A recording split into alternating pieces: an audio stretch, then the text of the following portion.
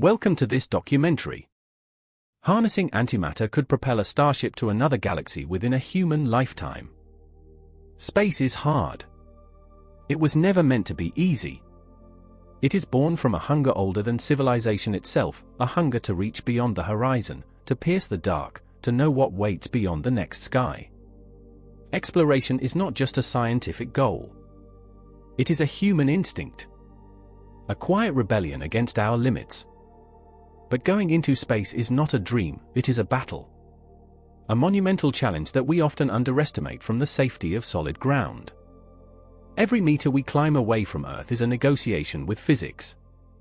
Every second beyond our atmosphere is paid for in engineering, computation, and survival. There are mechanical constraints, digital constraints, biological constraints. Radiation that shreds DNA. Microgravity that weakens bones and muscles. Extreme temperatures that swing from searing heat to lethal cold in minutes. Walls upon walls of obstacles, each one chipped away slowly, experiment after experiment, failure after failure, breakthrough after breakthrough. We have learned how to seal life inside fragile metal shells and let it float inside a vacuum that does not forgive mistakes. We have learned how to navigate through space with a precision so extreme that a probe can strike a moving target billions of kilometers away. We have learned, at least in part, how to shield the human body from cosmic radiation and how to survive without gravity whispering down into our inner ear. We have built space stations that orbit Earth every 90 minutes. We have landed robots on Mars.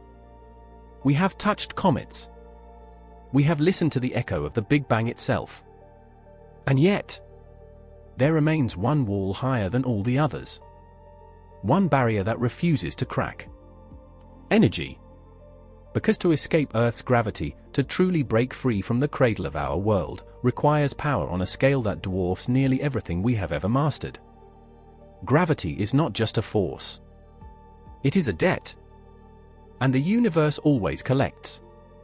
And that is where our story truly begins. A story that does not just lead us outward into space, but inward, into the deepest structure of reality itself. Toward one of the most mysterious substances in the universe. So, let us begin.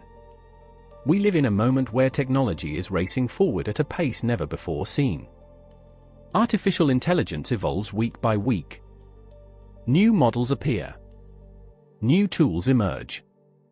Entire industries shift in months instead of decades. And the real challenge today is no longer access, it is understanding. Knowing what tool to use.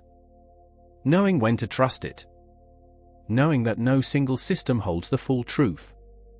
Because every intelligence, artificial or human, has its strengths, its blind spots, its limits.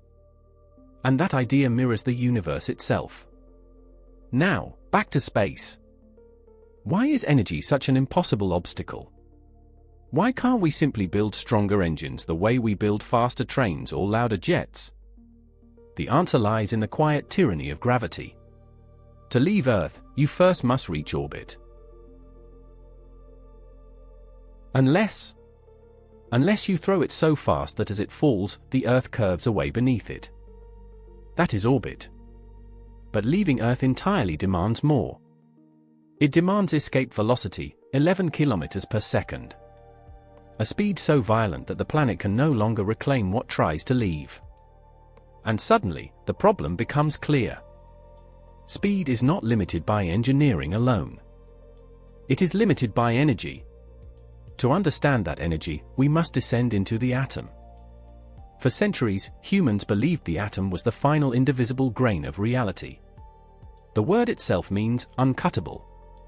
But the atom was not the end of the story. It was only the doorway. At the heart of every atom lies a nucleus so small it defies intuition, and so dense that a teaspoon of it would weigh billions of tons. Around it swirl electrons, not as tiny planets, but as probability clouds, ghostly suggestions of where something might be. Inside the nucleus, protons and neutrons cling to each other against impossible odds. Protons should repel each other violently. Their electric charges demand separation. Yet something stronger binds them. The strong nuclear force, the most powerful force in nature at short distances, glues matter together at the deepest level. But this glue is not free. When these particles bind, some of their mass is consumed to create the energy that holds them together. Matter literally sacrifices part of itself to exist.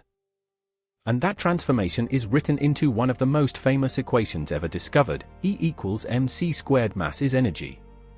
Energy is mass. They are not different things. They are the same thing wearing different masks. When we split heavy atomic nuclei, fission, we release part of that trapped energy. 0.1% of mass becomes fire. Enough to power cities. Enough to destroy them. When we fuse light nuclei, fusion, we unlock even more. Stars burn this way. The sun converts 4 million tons of matter into energy every second. That light crosses space for 8 minutes and becomes the warmth on your face. But even this is not the ultimate limit. Because there exists a process where not 0.1%, not 0.7%, but 100% of mass is converted into energy. And that process is called annihilation. It happens when matter meets its perfect mirror. Antimatter. Antimatter is not science fiction. It was predicted by pure mathematics before it was ever seen. And when it finally appeared in detectors, it was as if reality itself confirmed a whisper hidden inside equations. For every particle of matter, there exists an opposite. Same mass. Opposite charge. When they meet, they do not collide. They vanish. In a flash of perfect conversion. Nothing else in nature is as efficient. And that brings us to the greatest mystery of existence itself. After the Big Bang, matter and antimatter should have existed in equal amounts. If that balance had been perfect, the young universe would have destroyed itself completely, leaving behind only light. No stars. No planets.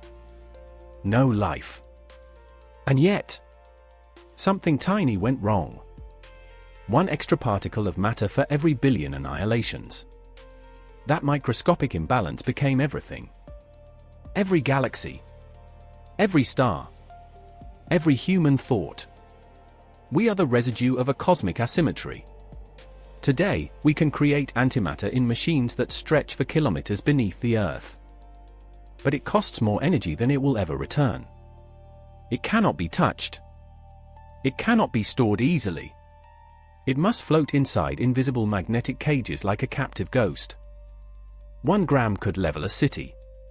A spacecraft powered by antimatter would be the most powerful engine ever conceived, and also the most dangerous object ever built. A torch bright enough to cross the stars.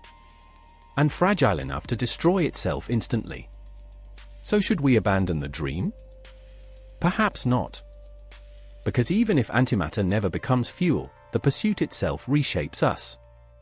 Every failed attempt teaches us what reality allows and what it refuses. We wanted faster travel and learned the geometry of space-time. We wanted infinite energy and discovered the symmetry of existence. We wanted dominion over matter and found its mirror staring back at us. We have always searched for fuel. Fire. Coal. Oil. Nuclear. Antimatter. Different names. Same hunger. We move forward by burning something behind us. And yet, perhaps the true engine is not antimatter. Perhaps it is not fusion. Perhaps it is not any machine at all. Perhaps the real power source is the question that never stops echoing inside us: what lies beyond? Maybe the most important journey is not how to cross infinity, but why we feel compelled to try. We build engines to escape gravity. But we build stories to escape meaninglessness. We chase the stars for energy. And return with understanding. And in the silent space between atoms and galaxies alike, we discover the same truth again and again: we are small. We are fragile. And yet, we are capable of reading the history of the universe written in particles of light. And perhaps that fragile, impossible act of understanding is the greatest propulsion system we will ever build. Thank you for watching. If you enjoyed this documentary, please like and subscribe for more stories every week.